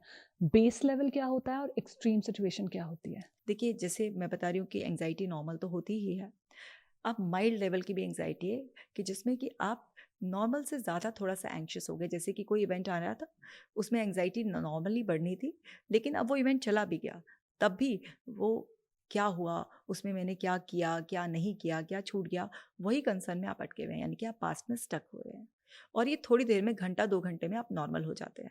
कुछ ऐसा आप अपने माइंड को दे देते हैं कि हाँ ठीक है, जो हुआ सो हुआ, या किसी से बात कर ली, चला गया। वो घंटे 2 घंटे में आपके दिमाग से निकल गया। तो ये होता है एक माइल्ड लेवल, जिसमें जनरली फिजिकल सिम्टम्स ऐसे नहीं आते हैं। फिर एक होता है मॉडरेट लेवल, जो आपका 1, 2, 3 दिन तक भी स्ट्रेच हो जाता है, जिसमें कि आपको कुछ फिजिकल सिम्टम्स भी लगते हैं और कुछ अर्जेस भी आती हैं कि रीअश्योर कर लें और कुछ चीज़ें चेक कर लें, कुछ मेंटल रिकॉलिंग कर लें, जिसमें आप फिजिकल लेवल पर भी ऐसा महसूस करते हैं कि आपको कुछ हार्ट बीट या अनइवन कुछ डिस्कम्फर्ट सा लग रहा है आपको अपनी बॉडी में, मतलब नॉर्मल ईज पर नहीं लग रही है, और वो चीज़ आपके दिमाग से 1-2 दिन तक नहीं निकल रही है और आपका माइंड बहुत ज़्यादा अजम्पशन में जा रहा है। आपको कुछ फेक चीज़ें भी ऐसी लग रही हैं कि शायद ये बोली थी और ये नहीं बोली थी और आगे के लिए भी कुछ ऐसा प्लानिंग हो रही है। तो ये हम मॉडरेट लेवल तक रखते हैं। एक होता है बिल्कुल सीवियर लेवल, कि एक बात को पकड़ लिया है तो वो छूट नहीं रही है बिल्कुल भी। रात को नींद भी नहीं आ रही है, खाना भी नहीं आप खा रहे हैं, बहुत ही ज़्यादा हाईली एंग्शियस स्टेट में आ गए, जिसकी वजह से आपको गुस्सा भी आ रहा है, आपकी बॉडी में बहुत ज़्यादा सफरिंग हो रही है, कोई डिस्टर्ब कर रहा है, नॉइज़ भी हो रही है आपको, छोटी-सी भी नॉइज़ हो रही है। किसी भी तरीके से कुछ भी छोटी-सी भी सराउंडिंग में बात हो रही है, जिससे आपका लेना एक ना देना दो, वो भी आपको इरिटेट कर रही है। बिन बात के आपके अंदर इरिटेशन हो रही है, फ्रस्ट्रेशन डेवलप हो रही है। ये कह रहे हैं कि अब आपकी एंग्ज़ायटी जो है ना, वो टॉलरेट नहीं कर पा रहे हैं आप। छोटे-छोटे से ट्रिगर जो न्यूट्रल हैं एनवायरनमेंट के, वो भी आपको ट्रिगर कर रहे हैं इस टाइम पर। सब ट्रिगर्स ऐड हो गए हैं। एक सबसे बड़ा जो एंग्जाइटी का फिजिकल मैनिफेस्टेशन है दैट इज़ पैनिक अटैक्स। हुँ। आजकल पैनिक अटैक्स बहुत कॉमन हो गए हैं। छोटे-छोटे बच्चों से लेकर एवरी एज ग्रुप में हम पैनिक अटैक्स के केसेस देख रहे हैं। तो सबसे पहले तो पैनिक अटैक होता क्या है? पैनिक अटैक बहुत सडन होते हैं और बहुत इंटेंस उसमें फिजिकल सिम्टम्स आते हैं, जो कि एंग्जाइटी की ही एक सीवियर फॉर्म होते हैं। एक नॉर्मल होते हैं एंग्जाइटी अटैक्स, जो धीरे धीरे बिल्ड होते हैं, और उसमें कभी इतना इंटेंस पैनिक नहीं आता कि एकदम से इमरजेंसी कंडीशन आ जाए, कि एक पर्सन है एंग्जाइटी अटैक में जाएगा, पैनिक अटैक, सीजर या फिर हार्ट अटैक, ये इसमें बड़ा कन्फ्यूज़न होता है। तो मैं थोड़ा सा उसको क्लियर कर देती हूँ, डिटेल में मैं बता दूँ इसके बारे में। तो जैसे एक एंग्जाइटी अटैक होता है, कोई पर्सन एंग्जाइटी में चल रहा है, तो नॉर्मली धीरे धीरे वो एंग्शियस हो रहा है, तो उसने एक बात को बार बार पकड़ लिया और वो आपसे बार बार उसी बात को पूछ रहा है, बहस कर रहा है, और वो चाह रहा है कि सब कुछ सेटल हो जाए, आसपास एनवायरनमेंट में वो फिक्स हो जाए। जब तक इश्यूज उसके हिसाब से सेटल नहीं हो रहे हैं, वो एंग्शियस स्टेट में है। जब उसने देखा कि इश्यूज उसके हिसाब से सेटल हो गए हैं, उसकी एंग्जाइटी ड्रॉप होना स्टार्ट हो गई। तो इसको कहते हैं, हम इसको इस टाइम एंग्जाइटी अटैक आ रहा है, ये उस स्टेट में पहुंच गया है। पैनिक अटैक बहुत ही ज़्यादा सडन और इंटेंस होते हैं, प्रेडिक्टेबल और अनप्रेडिक्टेबल दोनों होते हैं। यानी कि एक्सटर्नल ट्रिगर मिला तो ये है कि अगर लिफ्ट में जाना है तो रिस्पॉन्स देगी बॉडी, वो जो अंदर मेमोरी फीड है, जो रेफरेंस फीड है, उसकी वजह से रिस्पॉन्स आएगा। तो ये हो गया, कुछ प्रिडिक्ट कर सकते हैं कि अगर इसको एक्सपोजर कराया है, बोला ये जाएगा, तो ऐसा हो सकता है। क्योंकि अगर एक्सटर्नल आपके ट्रिगर राइट, है। क्योंकि अगर आपके यस, पास्ट एक्सपीरियंसेस ऐसे थे जहाँ आप कभी लिफ्ट में फँस गए फंस हो गए थे, या कभी लाइट चली गई या कुछ सडन बहुत या जर्क सुन हो लिया गया। आपने कि कोई फँस गया था, उसके साथ ये हो गया था, तो सुनी-सुनाई बातों से भी ऐसा होता है। तो कोई भी पाँचों सेंसेस से आपको देखकर, सुनकर, स्मेल से, किसी भी चीज़ से आप ट्रिगर हो गए, तो वहाँ पर भी पैनिक फ़ेज़ में आप जा सकते हो। और कई बार एक्सटर्नल ट्रिगर नहीं होते हैं, सिर्फ़ बॉडी डीपली प्रोग्राम हो गई है या मेमोरी बेस्ड ट्रिगर होते हैं, और वो एकदम सडन आते हैं और लोग बड़ा कन्फ्यूज़ होते हैं, कोई तो ट्रिगर भी नहीं था, इसको तो किसी ने कुछ नहीं बोला। पैनिक अटैक बहुत ही ज़्यादा सीवियर होते हैं। एक इंसान को ऐसा लगता है कि अब वो मर जाएगा या पागल हो जाएगा, उसका कंट्रोल खो जाएगा। तो कई बार लोग एनवायरनमेंट से खुद की बॉडी से भी डिस्कनेक्टेड फील करते हैं। हार्ट रेट बहुत होता है, सांस लेने में तकलीफ हो रही होती है, ऐसा लग रहा होता है ज़मीन में धंसे जा रहे हैं। ऐसा होता है कि बिल्कुल ही मर जाएंगे, पागल हो जाएंगे, बहुत बुरी तरीके से उनको फीलिंग आती है। कन्फ्यूज हो जाते हैं कि हार्ट अटैक आया है। अब वो स्टेट जो होती है कंट्रोल के एकदम बाहर हो बिल्कुल जाती है। बाहर हो जाती है। बॉडी एकदम कभी-कभी शट डाउन भी कर देती है कि आपकी एकदम फ्रीज़ हो जाते हो, अकड़ गई है पूरी बॉडी। आपकी बॉ मैंने ऐसे भी बिल्कुल, केसेस देखे हैं जहाँ पे हैंड मूव नहीं हो रहा है। ऐसा लगता है कुछ पैरालिसिस टाइप का अटैक हो गया बिल्कुल। है क्योंकि थोड़े छोटे टाइम लोग के जो है लिए ना होते हैं। ऐसे छटपटाने भी लग जाते हैं। बहुत ज़्यादा हिलने लगते बहुत हैं। ज़्यादा रोने लग जाएँगे, बहुत ज़्यादा बुरी हालत से छटपटाने लग जाएँगे। कुछ लोग तो अपने बाल भी इस तरीके से करने लग जाएँगे, बहुत बुरी तरीके से ऐसे। लोग जो भी आस-पास देख रहे होते हैं, वो कन्फ्यूज़ हो जाते हैं, वो सोचते हैं इसको हार्ट अटैक आया है, और वो भी चिल्ला रहा होता है, मैं मर जाऊँगा, कई बार ऐसे, और कई बार नहीं तो उसके सिम्पटम्स बता रहे होते हैं। तो ये एक मेडिकल फर्स्ट टाइम जब किसी को पैनिक अटैक आता है, तो इसमें डिफरेंशिएट करना कि हार्ट अटैक क्या है, क्योंकि सिम्पटम्स ऑलमोस्ट सेम है। बस हार्ट अटैक में क्या होता है, एकदम पागल होने का या एकदम मरने का वो नहीं होता, चेस्ट में बहुत पेन हो रहा होता है और उसका जो जॉ और आर्म्स में पेन ज़्यादा जा रहा होता है। लेकिन कौन पता लगाए, रिस्क कौन ले? अगर कुछ हो गया तो फर्स्ट टाइम में सब लोग एकदम मेडिकल इमरजेंसी में भागते हैं। डॉक्टर कशिका, ये तो हमने एंग्जायटी और पैनिक का फिज़िकली बॉडी और माइंड में क्या रोल होता है, किस तरह से आते हैं और उसके बारे में बात की। अब बात करते हैं कि पैनिक अटैक्स और एंग्जायटी जब हमारी लाइफ का पार्ट बन जाते हैं तो हमारी लाइफ में किस तरह से डिसफंक्शन अलग-अलग चीज़ों में क्रिएट करते हैं। अगर रिलेशनशिप्स में देखा जाए, अगर आपके पार्टनर हैं जिनको पैनिक अटैक्स आते हैं या बच्चा है जिसको पैनिक अटैक आता है, या पेरेंट है जिसको पैनिक अटैक्स आते हैं, जो बहुत एंग्शियस हैं। तो यूजुअली क्या होता है, जैसा कि मैं पहले भी कह रही थी, कि आस-पास वाले लोग या तो बहुत सेंसिटिव हो जाते हैं, और जब हम ज़्यादा सेंसिटिव हो जाते हैं, उनके सामने ऐसी बात मत करो, उनको स्ट्रेस हो जाएगा।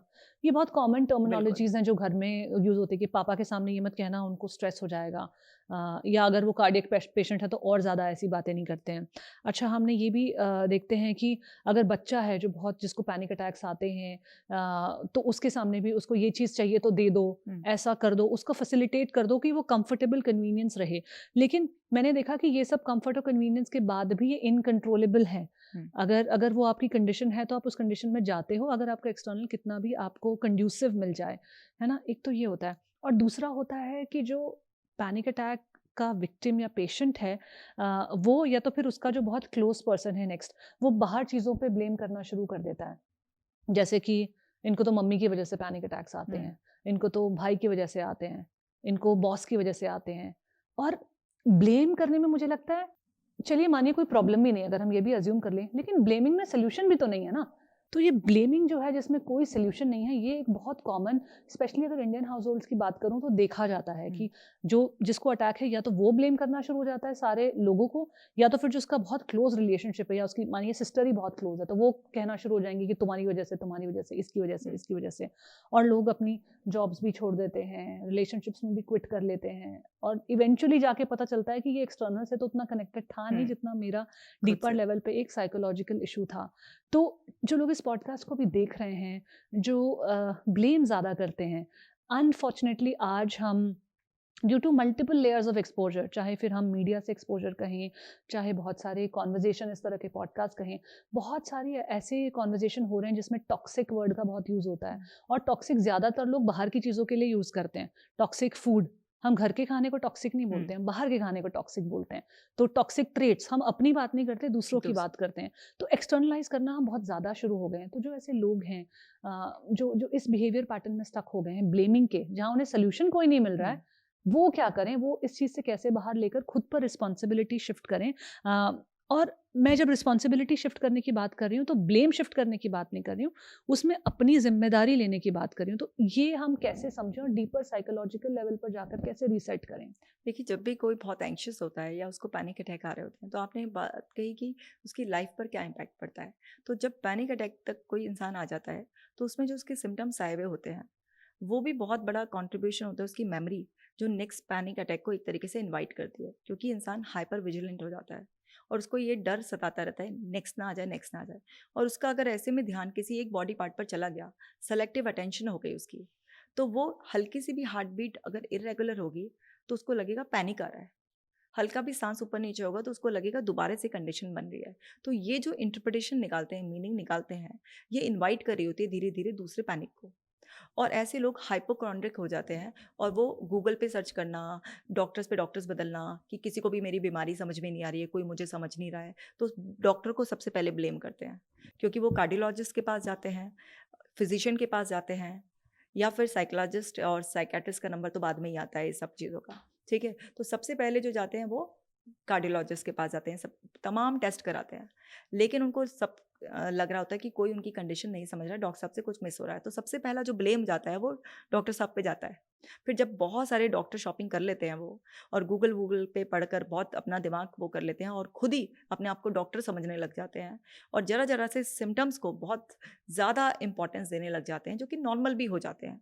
तो इसलिए वो पैनिक के फेज से बाहर नहीं आ पाते। तो सबसे पहले जो लाइफ स्टाइल पर इम्पैक्ट आता है वो यही आता है कि वो चेज़ करते रहते हैं अपने सिम्टम्स को। चेक करूँ, इरेगुलर तो नहीं, लोग तो बीपी की मशीन से लेकर अलग-अलग टेस्टिंग मशीन्स भी अपने घर पर इंस्टॉल करना शुरू कर देते हैं।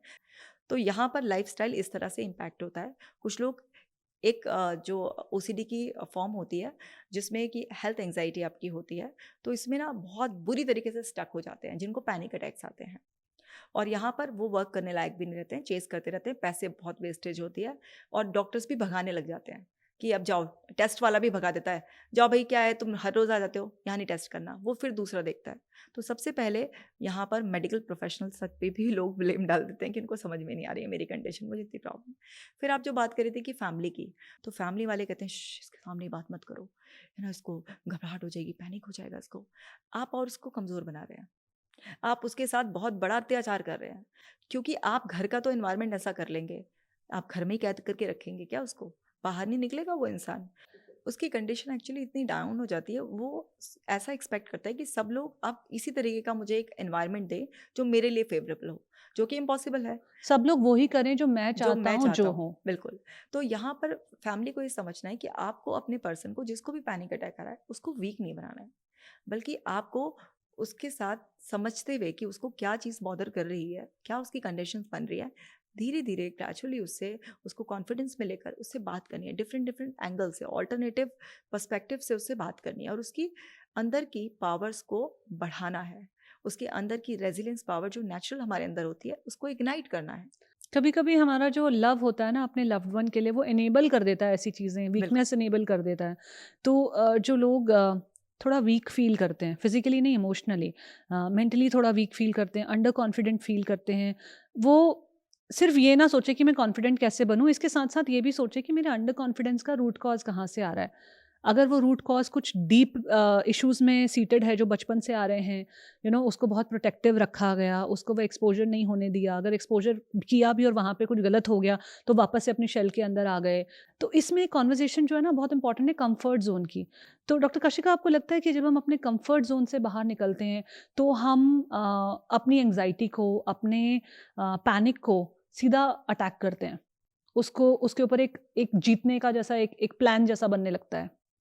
हमारी बॉडी की एक आदत होती है कंफर्ट बना लेने की, और हम सभी का कोई ना कोई कंफर्ट ज़ोन है। कंफर्ट ज़ोन कभी बुरा नहीं होता, लेकिन अगर हम अपने अंदर फ्लेक्सिबिलिटी रखें कि हम अपनी लिमिट्स को धीरे धीरे स्ट्रेच करेंगे या हम चेंज के लिए रेडी होंगे, तो हम जब अपने आप को ये बताएं कि लाइफ में बहुत सारे चेंजेस आते हैं और मैं चेंज के लिए रेडी हूँ, और उन चेंज को मैं एम्ब्रेस जब करता हूँ, तो मुझे पता है कि वो जो ट्रांजिशन पीरियड होगा, उसमें जो मेरे लिए ईज़ी गोइंग चीज़ें थी, अप्रोचेबल थी या सपोर्ट था, वो टेम्परेरी नहीं होगा और नया कंफर्ट ज़ोन बनने में थोड़ा-सा टाइम लगता है। तो अगर आपके अंदर ये रेडीनेस है, तो आप अपने कंफर्ट ज़ोन को तोड़ते हैं। लेकिन जभी भी कंफर्ट ज़ोन तोड़ेंगे आप, तो आपके माइंड को उस नए चेंज को एक्सेप्ट करने में और आपकी बॉडी को टाइम लगता है।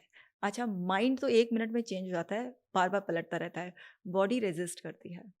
क्योंकि बॉडी जब एक बार कोई हैबिट डेवलप कर लेती है, तो उसको चेंज होने में टाइम लगता है। आप देखिए, जब आप छोटे होते हैं, तो आप अपनी बॉडी को एकदम ट्रेन नहीं करते। जैसे आपको किसी ने कोई भी वर्बल इंस्ट्रक्शंस दिए, तो आप बॉडी के लेवल पर उसको ट्रेन करने में टाइम लगता है। जैसे एक छोटे बच्चे को हमने उँगली पकड़ कर चलना सिखाया, वो एक बार में नहीं चलता, उसकी बॉडी बैलेंस बनाने में टाइम लगाती है। जैसे ही प्रैक्टिस कराते हैं, तो उसकी बॉडी ऑटोमेटिक वो करने लग जाती है। आप और हम अभी उठेंगे, तो हम माइंडलेसली ऐसे उठ जाएँगे आराम से। हम कदम भी सोच के नहीं रखेंगे, अपने आप ही बॉडी हैंडल कर रही है। तो जो कम्फर्ट ज़ोन है, वो बॉडी लेवल पर तोड़ना बड़ा मुश्किल होता है, क्योंकि माइंड के लेवल पर तो पता ही होता है हमें कि मतलब कॉग्निटिव तरीके से हम समझ सकते हैं कि कंफर्ट ज़ोन है, इससे बाहर कैसे निकलना है, हमें सब पता होता है, लेकिन बॉडी नहीं कर पाती, एक्शंस नहीं हो पाते। जैसे कि मानिए अगर मुझे पता है कि मेरा ये कंफर्ट फूड है, मेरा कंफर्ट ज़ोन फूड का यही है कि मुझे 30% टाइम्स जंक खाना अच्छा लगता है, 20% टाइम्स कुछ ऐसा अच्छा लगता है, बाकी 30 तो कुल मिला-जुला के जो मेरी फूड चॉइसेस हैं, वो अनहेल्दी की तरफ जा रहे हैं, लेकिन अनहेल्दी मेरा कंफर्ट ज़ोन बन गया है। अब उसको कॉग्निटिवली समझना कि ये मेरा कंफर्ट ज़ोन है और ये सही नहीं है, मुझे इसके बाहर निकलना पड़ेगा। मुझे जैसे सैलेड खाना मेरा कंफर्ट ज़ोन नहीं है, मैं नहीं खा सकती हूँ हुँ, सैलेड। सपोज़ कीजिए कोई एक इंसान की हम एग्ज़ाम्पल लें कि मुझसे रॉ चीज़ें नहीं खाई जाती हैं, मुझसे सैलेड नहीं खाया जाता है। लेकिन आपकी बॉडी की वो नीड है, आपकी बॉडी को रॉ फाइबर चाहिए, राइट? तो उस कंफर्ट ज़ोन को तोड़ना मेंटली तो थ्योरी में सब समझ में आ गया है कि फाइबर का है, 5 बॉडी को न्यूट्रिएंट्स चाहिए, ये चाहिए, वो सब समझ में आ गया। लेकिन बॉडी जब खाने की बात आती है तो फिर आपका मन नहीं करता सैलेड खाने का। हुँ। फिर उसे देख के आपको आपकी पहली फीलिंग रिजेक्शन की होती है। थोड़ा बहुत खा भी लिया रोते-पीटे तो मुझे लगता नहीं उसका कितना असर भी आपकी बॉडी पे होगा, क्योंकि अगर आप इतने नेगेटिव फीलिंग्स के साथ खा रहे हो तो it doesn't. So basically body is not ready to accept that हाँ, चेंज। देखिए, जैसे हमारे कॉन्शियस माइंड को अवेयरनेस आई कि ये चेंज मेरे लिए रिक्वायर्ड है। जैसे आपने सैलेड का बहुत अच्छा एग्जांपल दिया कि अब मुझे पता चल गया कि सैलेड मेरी बॉडी के लिए बहुत अच्छा है। अब ये बात मुझे अवेयरनेस आ गई, लेकिन मेरे अंदर जो टेस्ट बर्ड प्रोग्राम हुए हुए हैं, जो मेरी बॉडी सर्टेन तरीके से प्रोग्राम हुई भी है उस टेस्ट के लिए, जो मैं पहले से ही उसको देती आ रही थी रिपीटेडली, तो वो वही डिमांड करेगी मुझसे। तो शुरुआत में जो अवेयरनेस मेरी आई है, उस पर नेचुरल एक्शन लेने का मेरा बिल्कुल मन नहीं करेगा। तो शुरुआत में आपको फोर्सफुल एक्शन लेने पड़ते हैं, क्योंकि बॉडी की प्रोग्रामिंग तभी चेंज होगी जब आप रिपीटेडली न्यू एक्शंस लेंगे। तो आपके सबकॉन्शियस माइंड और बॉडी को इंटेलिजेंट होते हुए भी ये इंटेलिजेंस नहीं है कि एक्चुअल में आपके लिए क्या सही है और क्या गलत है। उसको आप जो भी रिपीटेडली देंगे, वो उस टेस्ट को, उस हैबिट को परमानेंट कर देगा। धीरे धीरे बनाते जाएगा। रिपीटेशन हर चीज़ को परमानेंट कर देता है। तो अब आपने पहले जंक की आदत डाल ली है, आपने किसी भी चीज़ की आदत बहुत ज़्यादा डाल ली है। अब आपकी बॉडी और आपके सबकॉन्शियस माइंड को वही सब चीज़ों की एक हैबिट हो गई है। तो आपके अंदर वही अर्जेस आएंगी, वही आपकी बॉडी डिमांड करेगी, उसी चीज़ को ज़्यादा अच्छी तरीके से एक्सेप्ट करेगी।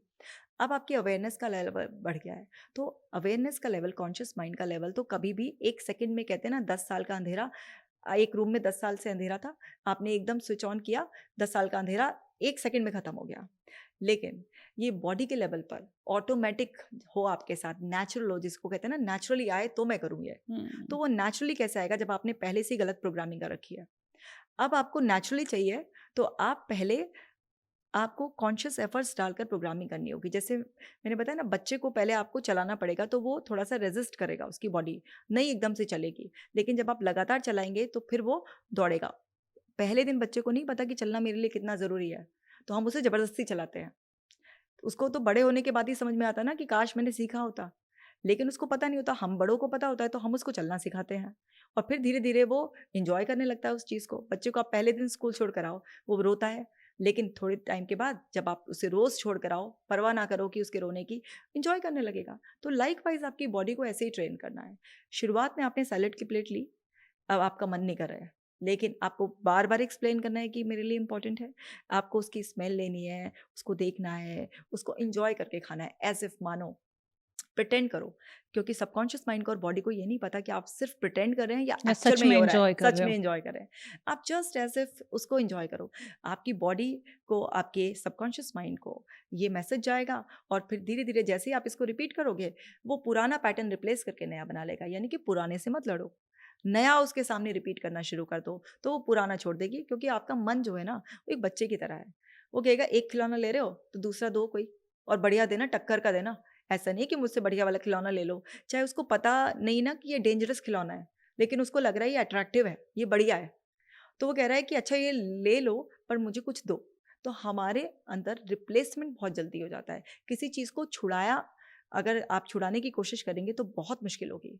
लेकिन अगर आप किसी चीज़ को छुड़ाने की कोशिश ना करें और रिप्लेस करने की कोशिश करें, तो बहुत ही आसान हो हम जाएगा। में से ज़्यादातर लोग प्रॉब्लम्स को इसीलिए मतलब सॉल्यूशंस की तरफ नहीं जा पाते क्योंकि वो छुड़ाने में सॉल्यूशन ढूँढते हैं कि मैं बहुत नेगेटिव थिंकिंग करती हूँ, मैं नेगेटिव थिंकिंग कैसे छोड़ूँ? मैं ओवर थिंकिंग कैसे छोड़ूँ? मैं जंक खाना कैसे छोड़ूँ? मैं घर पे ही बैठी रहती हूँ, मैं बाहर निकलना कैसे सीखूँ या मैं इसको कैसे। तो हमारी जो जो सॉल्यूशन की तरफ जाने की भी जो प्रोसेस है ना, वो नेगेटिविटी से ही शुरू हो रही है कि छोड़ूँ, जैसे कि ये मेरी लाइफ़ का बहुत ही एक बड़ा प्रॉब्लम है, मुझे इसको हटाना है। एंड जितना आप नेगेटिव तरीके से अप्रोच करते हो, उतना डिफ़िकल्ट हो जाता है सॉल्यूशन को भी लेकर आ पाना। तो इसकी जगह अगर हम वो करें जो आपने बताया कि मैं क्या छोड़ूँ, चलो ठीक है, वो तो मुझे पता है कॉन्शियस माइंड को कि मुझे ये वाली चीज़ें छोड़नी है, बट फिर मैं क्या करूँ? Let's focus on that. थोड़ा ये कर लिया, थोड़ा ये कर लिया, ऑटोमैटिकली या फिर ये चीज़ें ज़्यादा करने लगोगे। जैसे आपने बताया कि कम्फर्ट ज़ोन से जब आप बाहर निकलते हो, फोर्स्ड एक्शंस लेकर ही निकलते हो। आपको फ़ोर्स लगानी पड़ती है। अगर आपका, जैसे हम 100 मीटर दौड़ने की बात कर रहे थे, अगर आपका गोल 200 है, तो जब आप 150 दौड़ोगे तो फ़ोर्सफुली ही दौड़ोगे, यस। राइट? तो वो शुरू का कंफर्ट ज़ोन के बाद वो एक अनकंफर्टेबल ज़ोन होता है जिसमें फ़ोर्स के साथ आप उन हैबिट्स को, उन एक्शंस को, नेसेसरी स्टेप्स को लेते हो।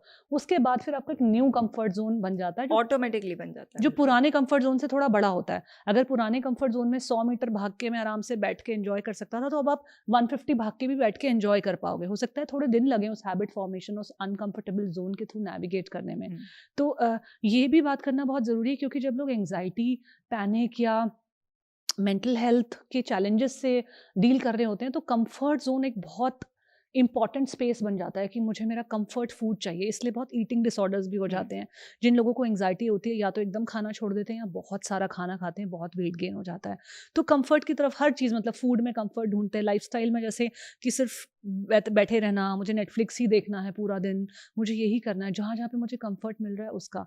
तो हमने जो डिस्कस किया, जो हमने जो एनवायरमेंटल फैक्टर्स में फैमिली किस तरह से आपको इनेबल कर देती है, आपकी रेजिलियंस को बिल्ड नहीं होने देती है, ये सारी बातें इसलिए करी ताकि हम उस डिसफंक्शन को हाईलाइट किए जाएं जो उस कंडीशन की वजह से जो डिस्फंक्शन है वो तो है ही, लेकिन आसपास के फैक्टर्स उसको और इनेबल कैसे कर रहे हैं। तो डॉक्टर कशिका एक बात बताइए कि फिर ट्रू सेंस में एम्पैथी कैसे हम एक्सप्रेस कर सकते हैं ऐसे लोगों के लिए जिनको पैनिक अटैक्स आते हैं, जो एंग्जाइटी के शिकार हैं।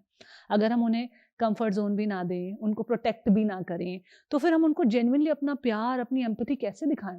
क्योंकि बहुत सारे पेरेंट्स जो ये कर रहे हैं, या बहुत सारे पार्टनर्स, हस्बैंड वाइफ्स जो ये कर रहे हैं, वो इसीलिए कर रहे हैं कि इसको कुछ कोई तो अपना फील हो। अगर मेरा बच्चा या मेरा हस्बैंड या मेरी वाइफ को ऐसा लग रहा है, बहुत विक्टिम मोड में चले जाते हैं, बहुत एंग्जाइटी लेते हैं, हर तरफ से परेशान रहते हैं, तो चलो मैं इसको थोड़ा ज़्यादा प्यार कर लेती हूँ, चलो मैं इसको थोड़ा ज़्यादा कंफर्ट दे देती हूँ, क्योंकि कोई तो उसे अपना फील हो। वो बड़े अच्छे इंटेंशन से कर रहे होते हैं, लेकिन इवेंचुअली वो जो पेशेंट होता है उसकी रेजिलियंस नहीं डेवलप हो पाती, क्योंकि फिर उसको वो थ्रेशोल्ड जो हमने बात की वो 100 मीटर से फिर 50-80 पे आ जाता है, राइट? तो फिर एक सही तरीका, ट्रू एम्पैथी कैसी दिखेगी? यहाँ पर हम दोनों पॉइंट से बात करते हैं, क्योंकि एक तो पर्सन जो सफ़र कर रहा है, तो यहाँ पर उन लोगों के लिए ये समझना ज़रूरी है कि मन जो भी एक बार हैबिट डेवलप कर लेता है, पैटर्न डेवलप होता है, तो उसको तोड़ना नहीं चाहता। मतलब मन के लेवल पर मन अपना कूड़ा भी नहीं छोड़ना चाहता, आपको पता है। और लोग लाचारी की बीमारी में फंस जाते हैं, और फिर उसी दुख में उन्हें मज़ा भी आने लगता है। आपको पता है, सबसे ज़्यादा पेन में मज़ा आने लगता है, और लोग अपने इमोशनल पेन को फिजिकल पेन पे भी शिफ्ट करते हैं। इमोशनली उनको इतना पेन हो रहा होता है, कई बार सेल्फ हार्म करके वो पेन को शिफ्ट करने की कोशिश करते हैं, बट पेन में ही रहते हैं, उसे रिजॉल्व करने की कोशिश नहीं करते हैं। तो वहाँ पर जब लोग लाचारी की बीमारी में फंस जाते हैं और उसी लूप में इंजॉय भी करना शुरू कर देते हैं। जैसे मुझे एक केस याद आ रहा है, एक लेडी जिनको बहुत एंग्जाइटी हुई। एंग्जाइटी इसीलिए हुई थी क्योंकि हस्बैंड बहुत बिजी रहते थे, टाइम नहीं दे पाते थे। तो अब उनको बहुत क्रेविंग होती थी, बहुत ज़्यादा वो हस्बैंड से शिकायत करती थी, मुझे टाइम दो, मुझे आपकी ज़रूरत है। हस्बैंड बोलते थे, सब कुछ कर तो रहा हूँ तुम लोगों के लिए, कैसे बिजनेस को ऐसे कर दूँ कम। लेकिन क्या हुआ कि हस्बैंड सुन नहीं रहे थे। बहुत लंबे समय तक ये चला, धीरे धीरे उनको एंग्जाइटी हुई, और एंग्जाइटी में पैनिक भी हो जाती थी, और एंग्जाइटी तो लगी रहती थी, सोती भी नहीं थी। जब कंडीशन ज़्यादा बिगड़ गई, तो फिर अब तो घर वालों को अलर्ट होना ही पड़ेगा। दिखाया तो ऐसा हुआ कि हस्बैंड ने थोड़ा टाइम देना शुरू कर दिया। अब हस्बैंड ने जब टाइम देना शुरू कर दिया, तो वो एक हो गया गेन, कि जो चाहिए था, मेरी जो सबकॉन्शियस डिज़ायर थी, मेरे लिए सबसे बड़ा वो था, वो मुझे मिलना शुरू हो गया। तो वहाँ पर क्या हुआ कि वो जो स्टेट थी उसको एन्जॉयमेंट शुरू हो गया। सब ऐसा नहीं करते हैं, मैं सबके लिए नहीं कह रही हूँ, लेकिन कुछ लोग इस चीज़ का भी एक एडवांटेज लेने लग जाते हैं, और वहाँ कि पर मैं उनको अगर एंग्जाइटी शो करती हूँ एंग्जाइटी तो ठीक मुझे हो ये गई। मिलता है। हाँ, एंग्जाइटी शो कर रहे हो, या मैं रो रही हूँ, या मुझे ये कंडीशन हो रही है, तो यहाँ पर मेरे को अटेंशन मिल रही है, या मेरा हस्बैंड है अब मुझे टाइम दे रहा है। डॉक्टर साहब, ये अगर माइंड के लेवल पे बात करें और अगर कॉन्शियसली कर रहे हो तो ये मैनिपुलेशन है, लेकिन अगर आपकी बॉडी ने ही डीपली लर्न कर लिया बिहेवियर, सबकॉन्शियस लेवल पर हो रहा है। सबकॉन्शियस लेवल पे, कि बॉडी शट डाउन में ही चली गई है, because body doesn't know the difference बिल्कुल। Between the two things, right? तो बॉडी तो कंप्लीट शट डाउन में चली गई है। तो आप ये कह रहे हो कि अगर आपको पैनिक अटैक्स आते हैं, बॉडी एकदम शट डाउन में जाती है, तो कहीं ना कहीं वो एक सबकॉन्शियस प्रोग्रामिंग है अटेंशन सीक करने की भी। बिल्कुल। ये ना एक कॉन्शियस लेवल पर होता है, एक सबकॉन्शियस। बॉडी अपने आप कुछ नहीं कर सकती। या तो कमांड कॉन्शियस लेवल से आ रही है, या सबकॉन्शियस लेवल से आ रही है। क्योंकि अगर बॉडी अपने आप कुछ कर सकती होती, तो फिर इंसान के जाने के बाद भी कुछ हो जाता ना। बॉडी अपने आप कुछ नहीं कर सकती। या तो वो कमांड रिसीव करे कॉन्शियस माइंड से, या सबकॉन्शियस माइंड से। अब ये जो पर्सन का मैं वो दे रही हूँ, इनको बहुत ज़्यादा लॉन्गिंग थी इस चीज़ की, कि मेरा हस्बैंड मुझे टाइम दे, और बड़े लंबे समय तक इनके डीप सबकॉन्शियस माइंड में ये था। अब उसने सेंस कर लिया कि जो चाहिए था वो मिल रहा है। तो ऐसा नहीं कि हर बार ये जानबूझ के ऐसा करती थी। इनके साथ सबकॉन्शियसली ऐसा, जैसे ही हस्बैंड का फ़ोन आता, वो कहीं बिज़ी हो जाते या जाने का नाम लेते, तो इनके सिम्पटम्स बढ़ने लगते थे। क्योंकि सबकॉन्शियस माइंड को लगता था फिर थ्रेट है, फिर जा रहा है, रोको। तो वो अपने आप ही वहाँ से memory base, threat base symptoms बढ़ जाते थे। तो हस्बैंड ज़्यादा टाइम देते थे, तो उसमें एन्जॉय करने लगी। हल्की अवेयरनेस होती है कि इस सबसे, तो एक इंसान ये सोचता है कि अगर ऐसे भी मेरी मर्ज़ी पूरी हो रही है, तो ऐसे ही सही। इसकी भी एक परसेंटेज होती है। अब कहते हैं ना कि सारे लोगों के बीच में कुछ केसेस ऐसे भी होते हैं। यहाँ पर हम अपना नुकसान कर रहे हैं, लेकिन जैसे ही हमें अवेयरनेस आ जाए कि हम सिर्फ किसी की अटेंशन के लिए, या इस गेन के लिए जो हमारा सबकॉन्शियस गेन है, हम अपने आप को एक तरीके से एक जोन में कैद कर रहे हैं, वो सही नहीं है। यहाँ पर वो चीज़ की अवेयरनेस होना बहुत ज़्यादा ज़रूरी है, ताकि आप इस जोन से बाहर निकल सकें। डॉक्टर साहब, इंडियन कॉन्टेक्स्ट में बात करूं तो ऐसी घरों में बात होती है कि जैसे अगर मदर इन लॉ आ जाती हैं तभी इनको एंग्जाइटी होती है, वरना तो बढ़िया रहती हैं। तो इसका मतलब यही है ना कि उन्होंने उस इंसान के साथ डील करने का, अटेंशन पाने का, कि मेरा अगर ये डिज़ायर है कि मेरे सामने ये पर्सन ना रहे, तो फिर मेरी बॉडी ने लर्न कर लिया, सबकॉन्शियस प्रोग्रामिंग हो गई कि मैं शटडाउन में चले जाऊँ, ताकि मेरे हस्बैंड या बाकी लोग कहने लगे कि आप मत आओ, या थोड़ा डिस्टेंस मेंटेन करें, या फिर मुझे कहीं और लेके जाएँ। क्योंकि हम इंडियन कॉन्टेक्स्ट में लैंग्वेज बहुत कॉमनली देखते हैं कि अच्छा, इनको डिप्रेशन सिर्फ मेरे लिए ही है, बाकी टाइम तो ठीक रहती हैं, बाकी टाइम तो खुश रहती हैं। तो इस सिचुएशन में इंसान क्या करे डॉक्टर साहब? अब ये हर बार ये सोचे कि एक्सटर्नल चेंज हो जाए, ये लोग आए ना मेरे घर, ये लोग बदल जाएँ, या फिर वो खुद क्या करे? ये ना, इसको कहते हैं कंडीशनिंग हो गई है, इसको कहते हैं ट्रिगरिंग इफेक्ट। ये सेम केस अभी मेरे पास चल रहा है। वो एक लेडी है, बहुत सेंसिबल, बहुत अच्छा अपना इंडिपेंडेंट बिजनेस रन करती हैं और करोड़ों का टर्नओवर है। तो उनकी मदर इन लॉ, जो कि उनके पास एक्सपीरियंसेस हैं कि उनके ब्रदर इन लॉ के घर में, उनकी सिस्टर इन लॉ के घर में प्रॉब्लम क्रिएट करा चुकी हैं और ज़्यादा प्रॉब्लम क्रिएट करा चुकी हैं। तो उनके माइंड ने भी उन्हें थ्रेट की तरह ले लिया। तो अभी उनकी बेबी हुई तो उस टाइम पर मदर इन लॉ उनके पास रहने आई और उनके दिमाग ने वो उन रेफरेंसेस को उठाकर एज्यूम करना शुरू कर दिया कि अब ये हमारे बीच में भी झगड़ा। इससे पहले भी वो कुछ कुछ बोलती आई होंगी घर में, जैसे नॉर्मली होते हैं। तो उनके माइंड ने उसको ट्रिगर की तरह ले लिया कि अगर ये लेडी घर में है तो मैं सुख चैन से नहीं रह सकती। और वो उनका डीपर्सनलाइजेशन और डी रियलाइजेशन, जो कि आपका एक टेम्परेरी डिस्कनेक्ट होता है, एक डिफेंस मैकेनिज्म होता है। यानी कि यहाँ से मुझे सेंस ऑफ कनेक्टिविटी फील नहीं हो रही है, मैं अपनी बॉडी से कनेक्टेड फील नहीं कर रही हूँ, एनवायरनमेंट से नहीं फील कर रही हूँ, मुझे एंग्जाइटी के फुल फ्लैश सिम्टम्स आ रहे हैं, पैनिक फील हो रहा है। और इस इंसान से तो मैं बिल्कुल, कनेक्टेड फील करती नहीं हूँ और बिल्कुल करना भी नहीं चाहती नहीं हूँ। करना चाहती। तो हस्बैंड ने क्या किया, कुछ टाइम के लिए अपनी मम्मी को भेज दिया कि मम्मी आप चली जाइए। बट अब यहाँ पर माइंड ने क्या किया, आएगी तो है ही ना, अभी भेजा है 15 दिन के लिए, महीने भर के लिए, फिर दोबारा आ जाएगी, फिर प्रॉब्लम क्रिएट कराएगी। तो वो 15 दिन भी इंजॉय नहीं कर रहा इंसान, क्योंकि उसको ये लग रहा है कि ये आएगी।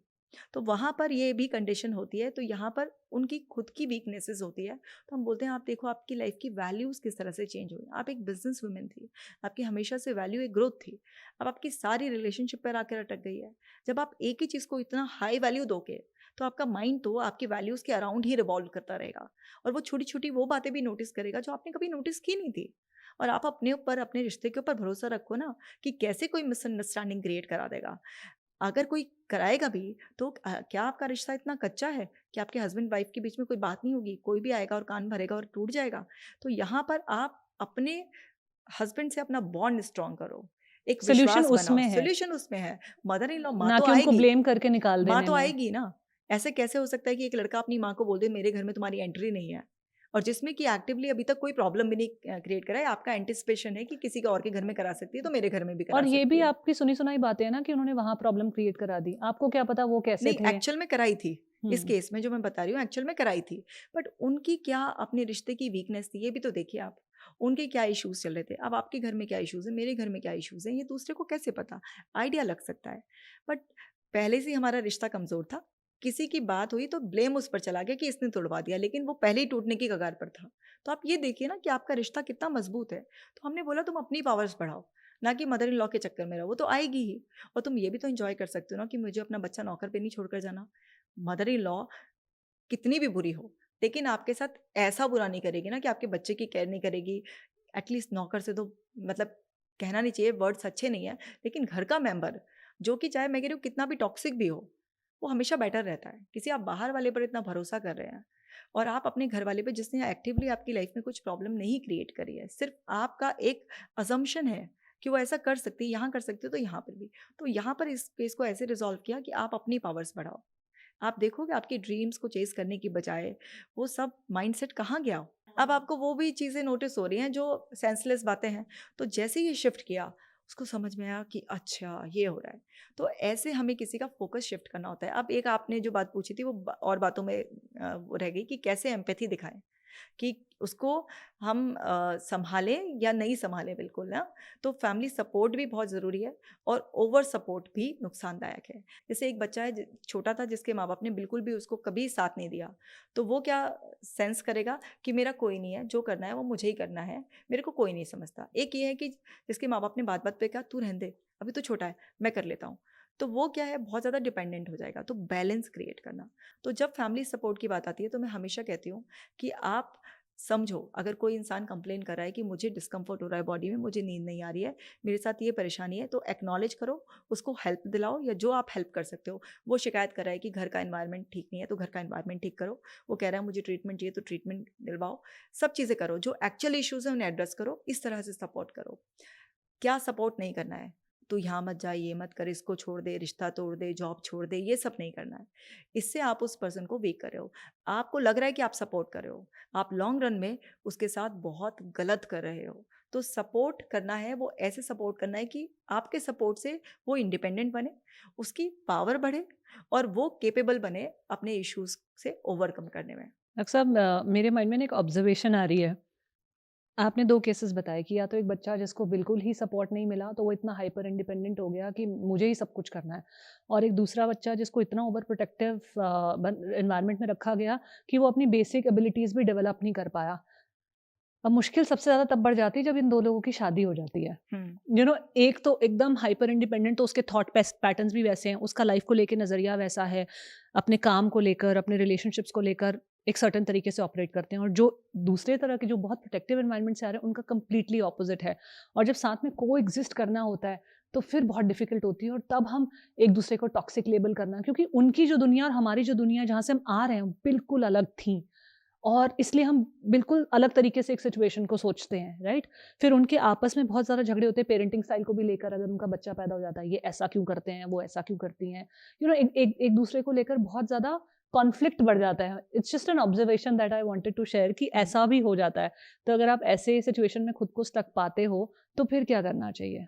आप देखिए ना, जो भी हमारे अर्लियर्स होते हैं, जो भी हमने अपने पेरेंट्स से एब्जॉर्ब किया होता है, उनको देख कर, कई बार उन्होंने जो हमें बताया होता है और जो हम उन्होंने बताया नहीं, हमने सिर्फ देखा कि जैसे मेरा बिहेवियर पैटर्न कैसा रहता है जब मेरी लाइफ में कोई स्ट्रेस आता है। तो मेरे पास अगर मेरा बच्चा है, तो वो कैच कर रहा है कि मम्मा कैसे स्ट्रेस को हैंडल करती है। मैंने उसको बैठकर नहीं बताया, लेकिन उसने देख लिया मेरी मम्मा कैसे अपनी सेल्फ केयर को मैनेज करती है, या सिर्फ एक ही एरिया में बहुत ज़्यादा फोकस्ड है और दूसरे एरियाज को नेग्लेक्ट करती है। तो हर समय आपका बिहेवियर, आपकी बातें एक डेमोन्स्ट्रेशन दे रही है, और आपके आसपास जो इन्वायरमेंट में है वो उसके अंदर सबकॉन्शियस प्रोग्रामिंग हो रही है। तो जैसे एक बच्चा है जिसको बिल्कुल सपोर्ट नहीं मिला, तो वो या तो बहुत इंडिपेंडेंट हो जाएगा, या बहुत रिजेक्टेड फील करने की वजह से बहुत लो जोन में चला जाएगा, और उसको ऐसा लगेगा कि मेरे पास कोई सपोर्ट नहीं है, तो मैं कुछ बड़ा नहीं कर पाऊंगा। और एक जो बहुत ज़्यादा डिपेंडेंट हो जाएगा, क्योंकि उस पे आपने बहुत ही ज़्यादा पैम्परिंग, ओवर पैम्परिंग, तो उसके अंदर क्या होगा कि ना सुनने की आदत नहीं होगी, उसको हर बात में सपोर्ट चाहिएगा, वो इंडिपेंडेंट डिसीजन नहीं ले पाएगा। तो 25-30 साल का भी, मम्मी आप बताना इसमें क्या करूँ मैं, ठीक है ना? तो वहाँ पर वो चीज़ डिपेंडेंसी, कल को मम्मी नहीं रही तो वाइफ से पूछेगा। वो मतलब डिपेंडेंट बहुत ज़्यादा बन जाएगा, और जब एक्चुअल वर्ड से उसका एनकाउंटर होगा, फेस करेगा वो, तो उसको अपने ऊपर से कॉन्फिडेंस बहुत हिल जाएगा उसका। मैंने एक फादर आए मेरे पास कंप्लेन करते हुए कि मैम एक बात बताइए, 24 साल का हो गया, इतना फुद्दू है, कुछ नहीं कर पाता। बिल्कुल ही उन्होंने वर्ड यूज़ किया, इतना मतलब करना नहीं चाहिए किसी के लिए, कि बिल्कुल लूल है। ऐसे एक वर्ड यूज़ कर देते हैं अब्यूसिव फॉर्म में। कि ऐसा है। तो मैंने उनसे बोला कि जब ये छोटा था तो आपने इसका एक्सपोज़र कितना किया, आपको ट्रेनिंग कैसे करी? नहीं जी, हम कर देते थे सब कुछ। इनको तो मैडम हमने ऐसे पाला है, इनकी पढ़ाई के लिए इनकी किताब, कॉपी से लेके इनके कपड़े, लत्ते, यूनिफ़ॉर्म सब हम लाते थे। इनको तो हमने बिल्कुल हाथ नहीं हिलाने दिया। लेकिन अब ये बड़े हो गए हैं, अब ये कर क्यों नहीं रहे हैं, अब इन्हें ज़िम्मेदारी क्यों नहीं समझ में आ रही है? ट्रेनिंग तो आपने कभी दी नहीं। उसको तो सब कुछ पापा ही ला के देंगे, पापा ही करके, उसका कॉन्फिडेंस बिल्कुल डेवलप नहीं हुआ। उसके अंदर इतना लो कॉन्फिडेंस, उसको पता ही नहीं सोशल सिनेरियोज़ कैसे करने हैं, बार्गेनिंग कैसे करनी है, चॉइसेस कैसे करनी है। अब क्योंकि एक ऐसे इंसान को पता ही नहीं है कि ये सब कैसे करना है, उसके एब्सोल्यूट ब्लाइंड स्पॉट में है ये चीज़ें। तो वो कैसे अपना डिस्कवर करे कि ये मेरा ब्लाइंड स्पॉट है, फिर मैं क्या कर सकता हूँ? वो जर्नी ऑफ इम्प्रूवमेंट कैसे शुरू होगी? अब जब आप रियलाइज़ कर रहे हैं, आपका एक्सटर्नल वर्ल्ड से कॉन्टैक्ट हो रहा है, आप इतने बड़े हो गए हैं कि घर वालों ने आपकी शादी करा दी है। तो वहाँ पर आप देखिए कि जो सिचुएशन नॉर्मली लोग फेस करते हैं, और मुझे फेस करते वक्त डर लगता है, मेरे अंदर नेगेटिव थॉट्स चलनी शुरू हो जाती हैं, मेरे अंदर से एक आवाज़ आती है कि तेरे से नहीं होगा, और बाकी लोग इजीली करते हैं। तो ऑब्जर्वेशन से हम सीखते हैं, तभी हमें समझ में आता है कि बॉस इस सिचुएशन में ये लोग तो कर पा रहे हैं ठीक से, तुम नहीं कर पा रहे हो, तो प्रॉब्लम तुम्हारे लेवल पर है। भाई कोई भी सिचुएशन को अगर 10 लोग 100 लोग आपको फेस करते हुए दिखाई दे रहे हैं, और सिर्फ आपके लिए डिफिकल्ट है वो, तो यानी कि आप एक्सेप्ट करो कि ये सिर्फ आपके लिए डिफिकल्ट है, एक्चुअल में सिचुएशन में प्रॉब्लम नहीं है। तो सबसे पहले अपनी लिमिटेशन को, अपनी ब्लाइंड स्पॉट्स को फाइंड आउट करने के लिए ऑब्जर्वेशंस, और ऑब्जर्वेशन के बाद जैसे ही आपने ऑब्जर्व कर लिया, आप उसे एक्सेप्ट करें और फिर उसके बारे में इंफॉर्मेशन लेना शुरू करें। ऑब्जर्वेशन से भी लें कि कोई पर्सन कैसे इस सिचुएशन को हैंडल करता है। आप उसके बारे में कुछ पढ़ें, लोगों से बात करें डायरेक्टली इनडायरेक्टली, और उस सब से जो इन्फॉर्मेशन कलेक्ट हो उससे अपने आप को बोलें कि मैं ट्राई कर रहा हूँ, और अब जब मैं इसको फेस करने जाऊँगा, ट्राई करने जाऊँगा, तो जो मेरी प्रीवियस प्रोग्रामिंग है वो मुझे रोकेगी। मुझे डर लगेगा, मुझे ऐसा लगेगा कि मुझसे नहीं हो रहा क्योंकि मैंने कभी किया ही नहीं है, मेरे पास एक्सपीरियंस नहीं है। कॉन्फिडेंस कैसे आता है? एक्सपीरियंस से आता है आपके। तो मेरे पास इसका कोई एक्सपीरियंस नहीं है, इसलिए मुझे कॉन्फिडेंस नहीं आएगा, बट मुझे ट्राई करना है, क्योंकि ट्राई करने से एक्सपीरियंस आएगा। वो एक्सपीरियंस मुझे आगे के एक्सपीरियंस के लिए मोटिवेट करेगा, और जैसे ही मैं 4-5 बार करूँगा, मुझे कॉन्फिडेंस आ जाएगा। तो जब आप इतना अपने आप से बात कर लेते हैं और एक अंदर से विलिंगनेस लेकर आते हैं कि मुझे भी अपग्रेड करना है अपने आप को, तब जाकर आप सीख जाते हैं। डॉक्टर कशिका, एक आखिरी सवाल जो मैं अपने सारे पॉडकास्ट में पूछती हूँ, आज through the lens of anxiety समझाने की कोशिश कीजिए कि सक्सेस को कैसे देख सकते हैं। Through the lens of anxiety success क्या हुआ है? अगर एंग्जाइटी सफरर की मैं बात करूं कि उनके लिए सक्सेस क्या होगी? एंग्जाइटी फ्री लाइफ जीना। और हर सक्सेस के लिए आपको हार्ड वर्क करना पड़ता है। हर जगह स्मार्ट वर्क नहीं चलता। स्मार्ट वर्क भी बहुत ज़रूरी है कि आपने टेम्परेरी फटाफट से कुछ भी ऐसे एंग्जाइटी फील हो रही है, आपने फिजियोलॉजी चेंज करी है, सब कुछ ऐसा है, बट आपको हार्ड वर्क करना पड़ेगा, यानी कि डीप डाउन अंडर की जर्नी जान करनी पड़ेगी, इश्यूज़ को रिजॉल्व करना पड़ेगा। जैसे ही आप ये hard work plus smart work भी ज़रूरी है, दोनों का कॉम्बिनेशन करेंगे तो आपको बहुत बड़ी सक्सेस मिलेगी, और आपको अपनी बॉडी का बिना एहसास हुए आप बॉडी को एंजॉय करेंगे। आपका माइंड एकदम मोमेंट में रहेगा, बिल्कुल काम रहेंगे आप। जब भी आपका माइंड एनालिसिस निकालेगा, आपको कुछ सलाह देने की कोशिश करेगा, क्योंकि ये बाज नहीं आएगा, ये सलाह ज़रूर देगा, लेकिन इसके पास मटेरियल ख़राब है तो ये ख़राब माल प्रोड्यूस करेगा, ख़राब थॉट्स। लेकिन अगर इसके पास माल क्वालिटी माल है, यानी कि जो भी आपने स्टोर कर रखा है एज मेमोरी वो क्वालिटी है, तो ये आपको क्वालिटी थॉट्स देगा। तो आपके लिए सबसे बड़ी सक्सेस होगी जब आपकी बॉडी का एहसास ना हो और जब आपका माइंड एकदम से लाइट रहे, और इस सक्सेस को आपको अर्न करना है, कोई और आपके लिए अर्न नहीं कर सकता। क्योंकि आप हमारे फैमिली मेम्बर्स हमारे लिए बैठकर एक्सरसाइज नहीं करेंगे, हमारे लिए बैठकर थॉट्स को सॉल्व नहीं करेंगे, हमारे लिए बैठकर कोई स्टेप नहीं लेंगे। उनका जो सपोर्ट होगा वो external support, temporary short period के लिए होगा। तो बेसिकली द जर्नी विद इन करनी ही पड़ेगी। 100% करनी पड़ेगी। इसीलिए बिल्कुल। हमने इस पॉडकास्ट को डिज़ाइन भी किया है। मुझे लगता है कि माइंडसेट ट्रांसफॉर्मेशन, माइंडसेट में शिफ्ट लाने की जो बात है, इंडिया में अब ये थोड़ी कॉन्वर्जेशंस अब होनी शुरू हुई हैं, लेकिन ये कॉन्वर्जेशन बहुत ज़रूरी हैं, क्योंकि हम रिज़ाइन हो जाते हैं जैसी हमारी ज़िंदगी चल रही है, उसमें जो हमारे आइडियाज़ हैं, जो पैटर्न सेट हो गए हैं, जो बीमारियाँ सेट हो गई हैं, जो डिसफंक्शन सेट हो गया है रिलेशनशिप में, हम रिज़ाइन हो जाते हैं कि ऐसा ही रहेगा। लेकिन थोड़ा अगर हम ट्रांसफॉर्मेशन की तरफ बात करें, अगर द जर्नी विद इन करें, अपने आप को इमोशनली, मेंटली और माइंडसेट वाइज शिफ्ट करने की कोशिश करें, तो बहुत सारे अमेजिंग चेंजेस आपकी लाइफ में पॉसिबल है। That is one large message that I want to give. Thank you doctor Kashika for joining me for this conversation. Thank you so much. ये पॉडकास्ट शूट करके बहुत अच्छा लगा, और आई होप कि सारे व्यूअर्स को ये बहुत हेल्प करेगा। Thank you to all the viewers जो अब तक इस एपिसोड में बने हुए हैं, जिन्होंने पूरा कॉन्वर्जेशन देखा है। इसका मतलब कहीं ना कहीं इस कॉन्वर्जेशन में आपने अपनी लाइफ को देखा है, और आप अकेले नहीं हैं। आपके जैसे बहुत सारे लोग हैं जो इन इश्यूज़ से स्ट्रगल कर रहे हैं, स्टक फील कर रहे हैं। अगर आप ऐसे किसी लोगों को जानते हैं, या जो लोग जिनकी आप बहुत केयर करते हैं, परवाह करते हैं, प्यार करते हैं, उनके साथ इन कॉन्वर्जेशंस को शेयर कीजिए, ताकि वो लोग भी अपनी लाइफ में एक इम्प्रूवमेंट क्रिएट कर पाएँ। क्योंकि हर बार जब आप किसी मेंटल हेल्थ कंडीशन से डील कर रहे होते हैं, ज़रूरी नहीं होता है कि आप उसके लिए बहुत ओपनली बात करें। You don't know who you are helping. आप किसी ऐसे इंसान तक भी पहुंच सकते हैं जो आपको लगता था कि इनकी लाइफ में तो सब कुछ बहुत सही है, लेकिन जेन्युइनली कोई क्या सफ़र कर रहा है ये किसी को भी नहीं पता है। Thank you for watching this episode. Do support the channel, like कीजिए, सब्सक्राइब कीजिए, शेयर कीजिए, and I will see you in the next episode.